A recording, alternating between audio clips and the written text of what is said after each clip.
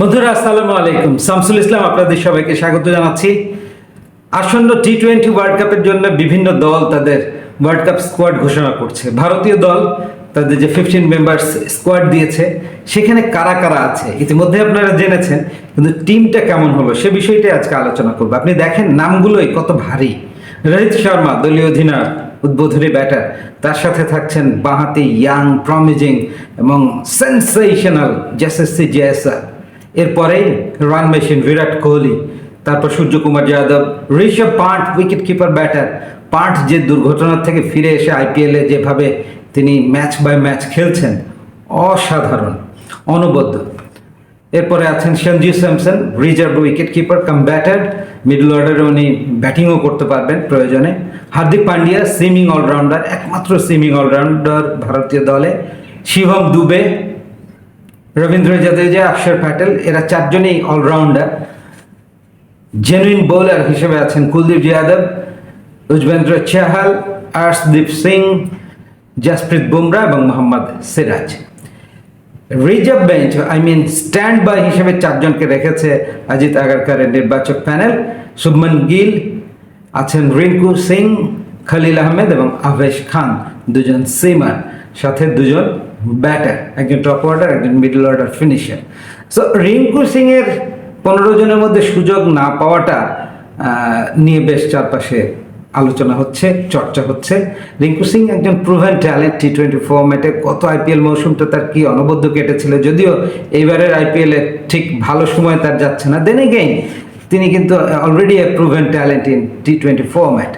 তারপরও আমার মনে হয় ওয়ার্ল্ড কাপ স্টেজে ভারতীয় দল রিলেটিভলি এক্সপেরিয়েন্সদের সাথে থাকতে চেয়েছে, যেতে চেয়েছে, অথবা ইনফর্মড খেলোয়াড়দের সাথে থাকতে চেয়েছে।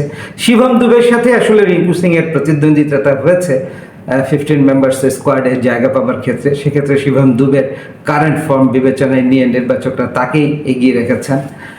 দলে দ্বিতীয় উইকেট কিপার অবশ্যই লাগতো, সেক্ষেত্রে সঞ্জু স্যামসনকে তারা বেছে নিয়েছেন। Rishabh Pant first choice wicket keeper for sure. সব মিলিয়ে যে 6 জন genuine batter, Rohit, Jaiswal, Kohli, Suryakumar Yadav, Rishabh Pant, Sanju Samson, excellent balance top order middle order মিলিয়ে, এবং পেস অলরাউন্ডার হার্দিক পান্ডিয়ার সাথে দুজন স্পিনিং অলরাউন্ডার হয়তো আমরা দেখব, শিবম দুবে এবং রবীন্দ্র জাদেজাকে দেখব। ওদিকে স্পিনে কুলদীপ যাদবকে আমরা প্লেইং 11 অবশ্যই দেখব। এর বাইরে 3 জন পেসার কি খেলাবে টিম ইন্ডিয়া?